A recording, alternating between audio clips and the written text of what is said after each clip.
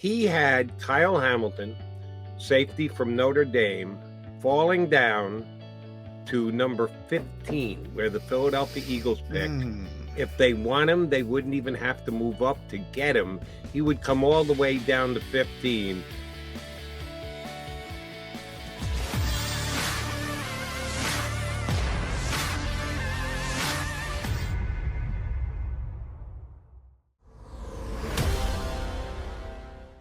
Tuesday get together here on Birds 365. He is John McMullen. As usual, playing black. I went with a little red today.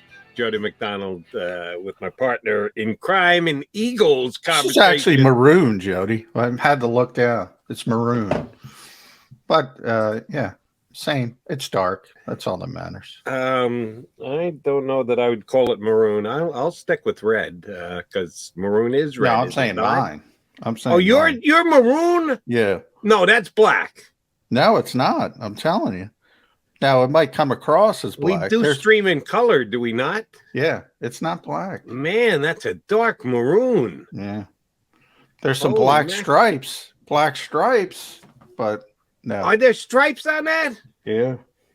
Damn, my vision must be completely going because you look like you're in black turtleneck. I had to look. There's no stripes. There's no maroon. I'm like, I was saying I'm in maroon, and I'm going. Yeah. No, it's not really maroon. It's pretty much red. I had to look down because I'm like, I didn't put on a black shirt, did I? I had to look down. Yeah, sorry about that. It's either our stream isn't that well colored, or this guy's eyes are going, unfortunately, the wrong direction. However, we're glad we come with information and opinion on the Philadelphia Eagles. We've got two good guests planned for you, Martin Frank and Ian Cummings from the Pro Football Network draft guy. And that's why I do want to start today, J-Mac, is with the draft. There's a couple of Eagle things I want to get into as far as veteran players and free agents and the like. But I do want to start with the draft today because I touched on this yesterday here on the show. And I added another one to the growing list. Yesterday, I mentioned that Chad Reuter of the NFL Network put out his latest mock. And I've never had Chad on any of my shows. I know who he is. I've read him on NFL.com, but I've never had him as a guest. He had Kyle Hamilton, safety from Notre Dame, falling down to number 15, where the Philadelphia Eagles picked. If they want him, they wouldn't even have to move up to get him. He would come all the way down to 15, which I know this is one thing you and I agree on. Sometimes we agree, sometimes we disagree. One thing we agree on, Kyle Hamilton is, if not the best player in the draft, one of the best players in the draft. He doesn't play a position that the NFL puts a lot of emphasis on. I think that could be a mistake. I just think the kid is a stone cold playmaker and would love to see the Eagles get him at number 15. And Reuter had him coming down to the Eagles. Tom Fornelli, who's another guy I do know and have had on my show on CBS Sports Radio because he's a CBSSports.com guy. Chad Fornelli has Kyle Hamilton falling to 15 and the Eagles passing on him, falling to 19 and the Eagles passing on him, and going in the 20s to the New England Patriots. I would once again be happy because Kyle Hamilton is falling in a draft, but falls by the birds twice. I would go from ecstatic to the desire to kill myself. And I saw another mock draft, which I've only been looking at for 20 years. Do you ever look at Walter Football? Not much, but occasionally I have. I know what it is. I think they've been very good at projecting the draft over the last, like I said, 20 years. They've been in the business a very long period of time, and I go there at least leading up to draft season a couple of times a week to see what they're doing because, to their credit, I don't know if it's the same as our buddy over at Philly Voice does, Jimmy Kemsky, who puts new names in new places every single week just so he could put a report out on all these guys. Never repeats a player. He kind of gave us that tip last week, which is both informative and also annoying because you don't want him to just make picks so he can get information out. Jimmy, the reason you do a mock is here's what I think. But I don't believe that's what Walter Football is attempting to do. they too had Kyle Hamilton dropping down to the Birds at number 15. So I've seen 3 different drafts this week. We know why it's happening. He didn't wow him at his pro day. He ran a relatively slow time. John, if the Eagles can just sit tight and get Kyle Hamilton, I would basically throw my hands up and go, all right, we're done. The next 6 picks, we're going to make them. We're going to, or however many the Eagles have. They got a bunch of 5ths and a bunch of 7s, don't have a 6th. I'd be okay with it. They could just basically throw the darts at the dartboard from there on out. If they land the best football player in the draft with a pick at number 15, I would be ecstatic. Yeah, I would be too. I don't think it's going to happen. You said we both understand why it's happening, why it's coming down in mock drafts. Now, the key is, what does the NFL think? And that's obviously the difficult thing to project. And there's good teams, there's bad teams, good organizations, I should say, bad organizations.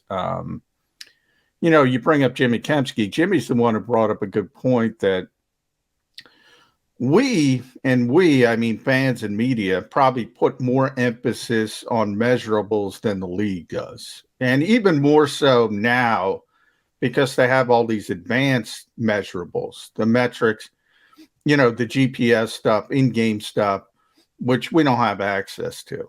None of us, nobody forget about fans, nobody in the media has access to that kind of stuff. It'd be nice if they give it to us, but they're not giving it to us.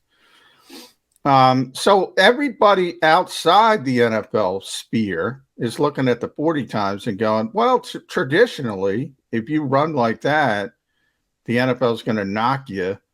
But I don't know if that's necessarily the case any longer. In other words, I think they're going to put more emphasis on so-called field speed because they have the GPS data to compare Kyle Hamilton to whomever, Dax Hill, probably the second best safety and everybody else on the board. So if those numbers are bad on top of those other numbers, well, then maybe, he starts to tumble a little bit. And here's my concern with the Eagles. Look, I think everybody's overthinking this. Jody, what I think of that kid as a player. To me, he's got tremendous instincts, and I say it all the time. From a guy who covered Jack Del Rio, I'm aging myself. One of the best nickel linebackers I've ever seen. Not because he could run, just because he was smart. He never had a false step, was always in the right spot. And you can go run a 4.4, but if you're running the wrong way and you got to come back, it doesn't matter. It does not matter. So he's got incredible field instincts. I think he's going to be a tremendous player. But there are certain teams that get caught up in these measurables. And unfortunately, one of those teams tends to be the Philadelphia Eagles. So here's my point, Jody. If he does fall to 15, they're not going to want him. If he does fall to 18, they're not going to want him because they're going to be one of those teams in the measurable category, one of those analytically driven teams that go, well, this kid doesn't measure up to this and you need this to play this position. So I almost hope, and by the way, I do think 11, 12, I think it's Washington, Minnesota. I think that's his drop dead spot. I don't think he's fallen below that. And I hope he doesn't fall below that for that reason, because if the Eagles get a shot at him, they're going to pass up on him. Jody? I think Fornelli's got it right that he could get all the way down into the 20s with the Patriots. Yeah. I mean, because that indicates to me, that situation indicates to me there is a problem with his movement skills. There is a problem with his running, with his speed, with his field speed, with the GPS stuff. And if that's the case, the Eagles aren't going to be the team to go old school and say, well, this kid can play. This kid can play. I love the old Moneyball scene. What does his girlfriend looks like? His girlfriend's really pretty. He's got confidence. He can play. They're not going to be that team. They're not going to be that team. They're going to be the analytically advanced team, and they're going to be leading the line of saying, okay, there's problems with this kid. So there's no way that for that reason, and I hope I'm wrong, but for that reason, I think there's no way Kyle Hamilton ends up to the Eagles, because if he drops that far, the Eagles will be in the category to say, I don't want that kid. And if that happens, we'll be screaming and yelling here on the Friday of the day 2 of the draft, because it's Kyle Hamilton is a player that I want to see in Eagle Green. And just from a historical note and perspective, you, me, everybody else have made a big deal about the fact that Jerry Robinson was the last Philadelphia Eagles first-round linebacker draft pick. Hasn't happened since 1979. It has never happened at the safety position. In the history of the Philadelphia Eagles, every draft they've ever run, going back to the Steagles, they have never taken a safety in the first round of a draft. So if you think they'd be bucking a trend by taking Nakobe Dean in the first round, which I would like almost as much as Kyle Hamilton. As big a Hamilton fan as I am, I'm almost as big a Nakobe Dean fan, and I think he's just a stone-cold playmaker. Again, a little undersized. Ooh, you got that knock. Well, if you think he's that great, Jody, why don't you take him? Why don't you trade up to get him in the 8th spot? Because you probably don't have to, because there is a quote-unquote knock out there against him. Yes, he's not your prototypic sized middle linebacker in the NFL. All he does is make plays. My only question about Nakobe Dean is that Georgia defense was so good with so many talented players. You really have to go into detailed breakdown of the film and see if just everybody else was so good at their job. He just kind of picked up the pieces. That'll happen from time to time. A guy could be so good on a team in college that's so laden with talent, he rides the coattails of the other. I don't believe that's Nakobe Dean. I think he made some of the other players around him better. But at least if the Eagles took a linebacker, they would have done it before. They've never taken a safety. You and I both know that in the NFL, over time, people change their opinions on importance of positions. John, there was a time when like running back was the number 1 pick in the draft. You had a great running back. You'd taken him 1-1 right at the top. That's not happening anymore. Safety is another position that the importance in the minds of the NFL teams has been downgraded, but the Eagles have never, even when safeties were important positions, took a safety in the first round. So I fear your fear is unfortunately in play here, that the Eagles could have a chance at Hamilton and pass on him. Yeah, safety's a weird position in this league right now, because I do, when I say it, and you just said it, and I'm going to give Ben Solak credit for this, because when he came on, he mentioned it, and he's right. It is sort of devalued, but it's devalued for rookies. It's not devalued for veterans anymore. They pay veteran safeties who produce. So I went and looked, Jamal Adams, who you're familiar with and hasn't worked out for the Seahawks, but he got paid, man.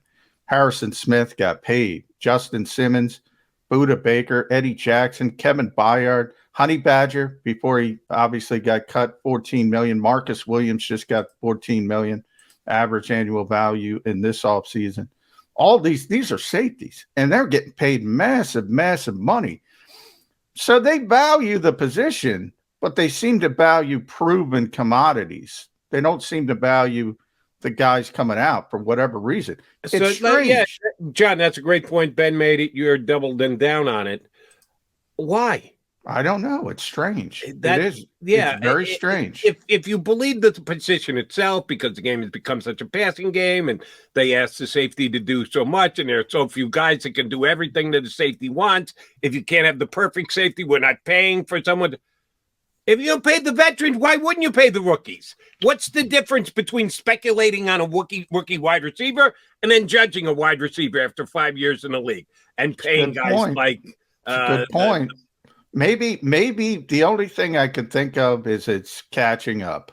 Maybe there's a little bit of lag, and maybe safety is going to become more important in the draft, because they're paying guys, they're paying veterans, and all of a sudden, then you're going to have the pendulum effect of, well, we got to pay Justin Simmons $16 million a year. Let's go get a cost-effective safety. So maybe it's just the little bit of lag in between the valuation of the position going up. I don't know, but it's strange because normally, you know, highly paid positions, they're well regarded in the draft. It seems to be okay, we'll pay veteran guys, but we're not gonna risk taking a safety in the first round. It is a little bit strange. Here, but guess what? You've just buoyed my hopes about him dropping down to number 15 and the Eagles being wise enough to take him.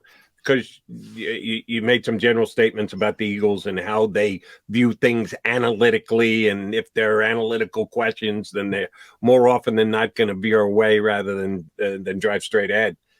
Another thing I'll say about the Philadelphia Eagles, tell me if I can make this statement. If I'm off base, tell me.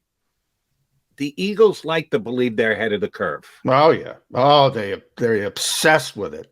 Obsessed with it. Thank you very much for confirming. And if you and I are pointing something out that doesn't seem to make sense, that the league may very well be getting wrong, why not the Philadelphia Eagles be the team who go, oh, yeah, we're going to pay safeties big money. Look around the league. They're getting $14, $15 million. Why don't we get a guy on the cheap because he's a rookie contract and have him in position, plug him in day one? And we've got him for 5 years before we even have to get into that outrageous money for safeties. Oh, no, we're going to get 5 great years out of the kid because we think he's ready to step in and play year number 1. Maybe the Eagles take him because of that. Maybe it'll be like the old Sophie's Choice, I say, with Jody Mack in last year, because they're very, they already lead the curve with the measurables and the analytics and the new age and the GPS stuff. They're already one of those teams. And that's why I veer in the negative direction, because if Kyle Hamilton falls to 15, Jody, that means people have concerns with his ability to run. And if the Eagles then will have to say, okay, I see what you're trying to do, spin it, but then they have to go completely 180 from what they typically think. And they're already leading the curve on. They're leading that curve and everybody's following them. So they're very haughty about that. It would be my estimation of why they would turn away from that particular player. So I hope, for the sake of myself, for the sake of Jody McDonald, for the sake of Birds 365, I hope Kyle Hamilton goes before the Eagles, because I don't think they're going to take him. Here's what I'm hanging my hopes on, that if Kyle Hamilton is available, the Eagles are smart enough to take him.